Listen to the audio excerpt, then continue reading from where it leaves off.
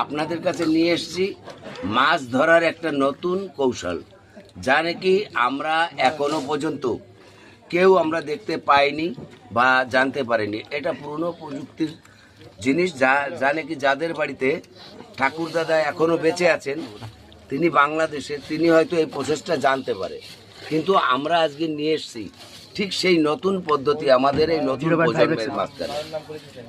এটা একটা বড়শি, আপনারা দেখুন, ভালো করে দেখুন, এটা একটা বড়শি। আপনি হয়তো ভাবতে পারেন এটা কি বড়শি, এটা শুধু একটা বাঁশের চটা। দেখুন, ভালো করে দেখুন, এটা একটা বাঁশের চটা, না কোনো তার দিয়ে না কোনো লোহা দিয়ে এই বড়শিটা বানানো। দেখেন তো এইটার ভিতর সিস্টেমটা আপনাদের পরিষ্কারভাবে বোঝাচ্ছি। দেখেন একটা কয়া ফড়িং আছে, তার অর্ধ অংশ নিয়ে আছে, সেই অর্ধ অংশে বাঁশের যে চটাটা এমনভাবে দেওয়া আছে যে ওই পোকাটা শুধু ওই বাঁশের চটাটাকে ধরে রেখেছে চুপকে।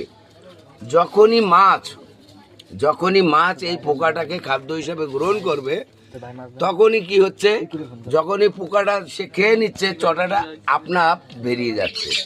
তো অটোমেটিকলি মাছের মুখটা এরকম হয়ে আর সে যেতে পারছে না। এটা হচ্ছে নতুন কৌশল। আপনারা ভালো থাকবেন।